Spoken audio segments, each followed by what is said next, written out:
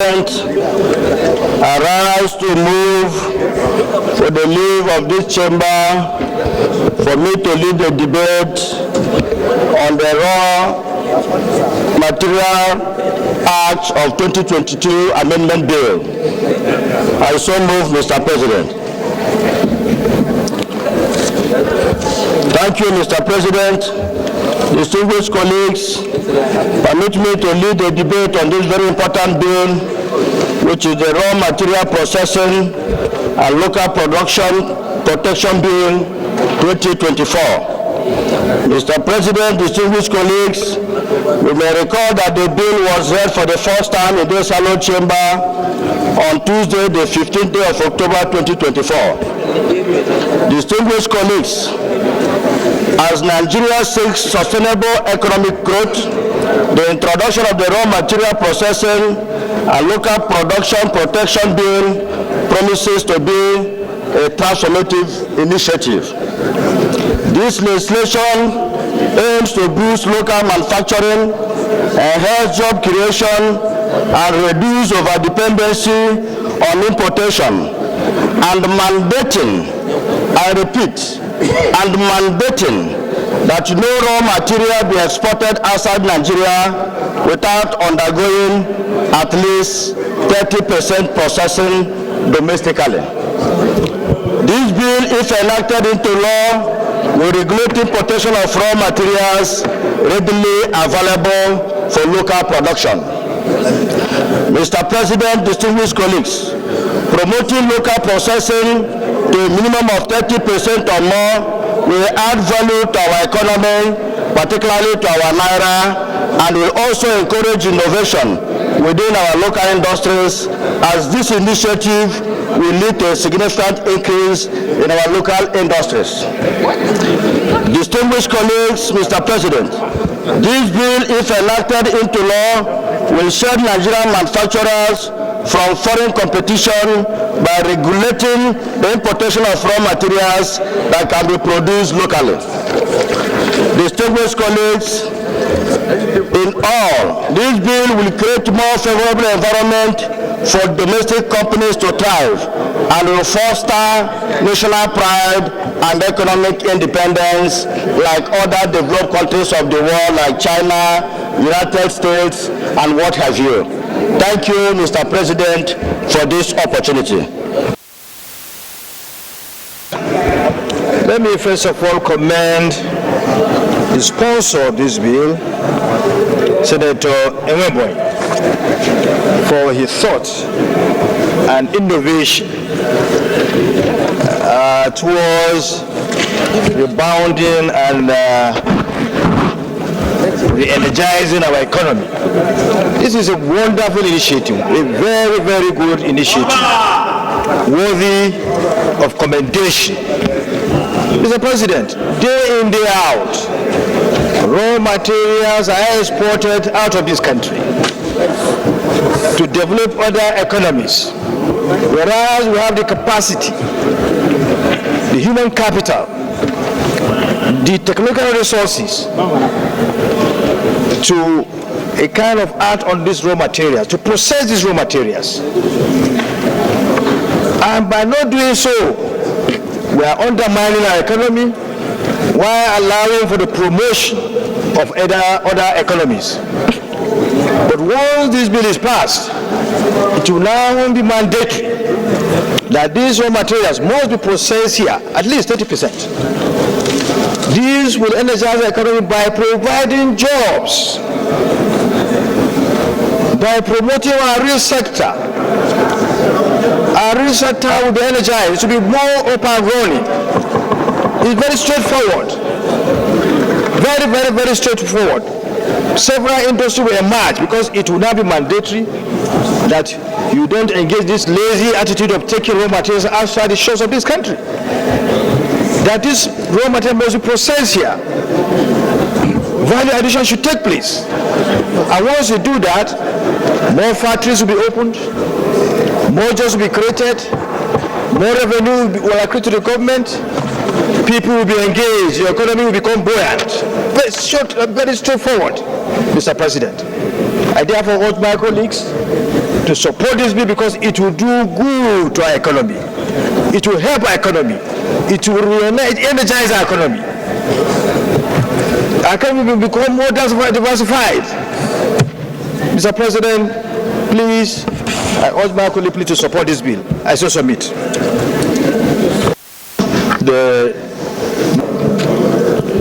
I represent Borno North Senatorial District. First and foremost, I want to wholly adopt all the submissions made by the Deputy Senate President in support of the bill as mine, and further add that this bill is novel, germane, and very, very relevant, having regard to our present economic situation and the drive as encapsulated in the renewed hope agenda to attain a $1 trillion economy. If we are going to achieve that lofty objective of attaining a $1 trillion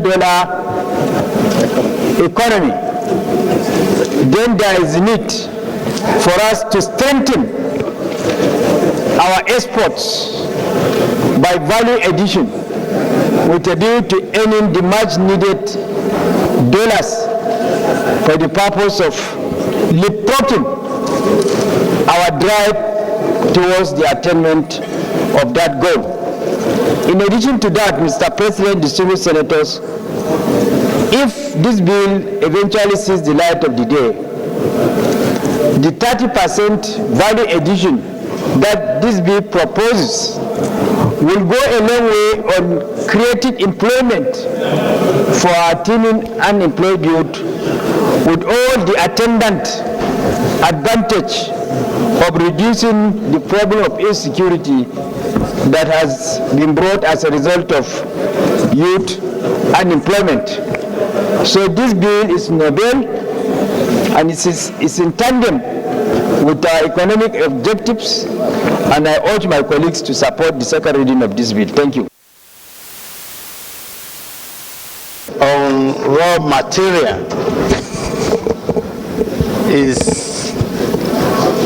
a great thing we need at this particular time. When I was reading through the bill, I observed the 30% value addition in it. And I asked the promoter of the bill, why 30%? In his own wisdom, he told me that the 30% is just the beginning of a process, that it is easier for us to achieve a 30% value addition now.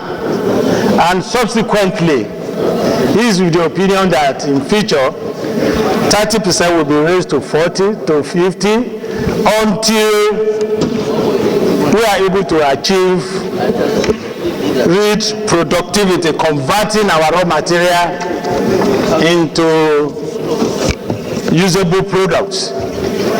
And the value of this is so obvious. We are going to provide more employment for our people. We are going to generate more effects. A lot of change will be achieved, productive change we have achieved through this process. So I stand to support the bill in totality and to urge our colleague to quickly move so that we can do a second reading and quickly pass the bill. Thank you, Mr. President, for giving us this opportunity.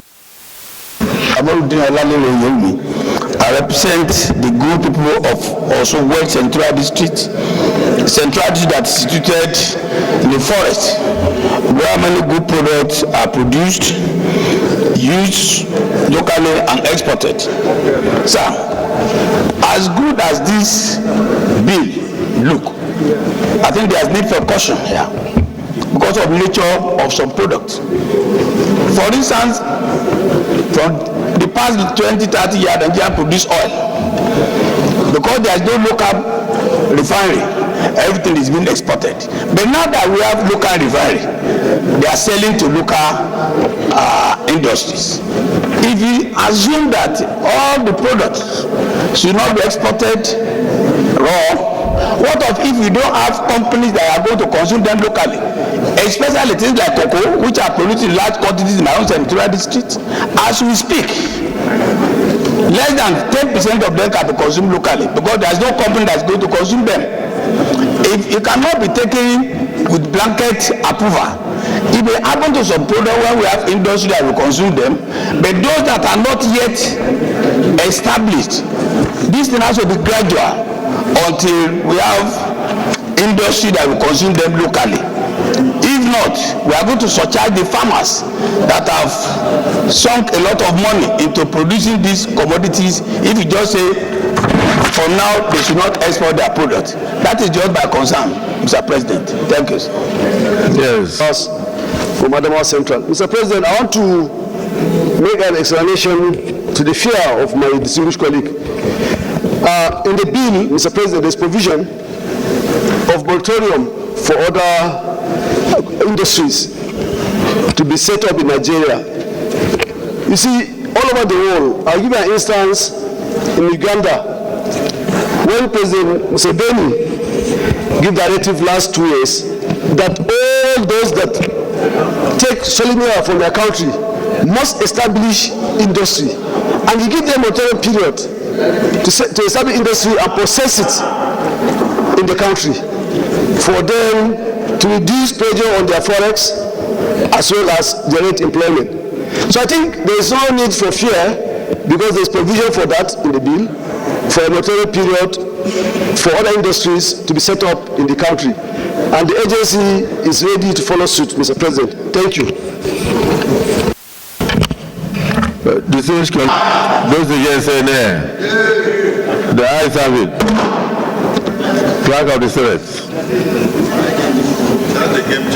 Please, a bill for an act to provide for the establishment of raw materials, processing and local production protection, and for related matters 2024. Second reading taken.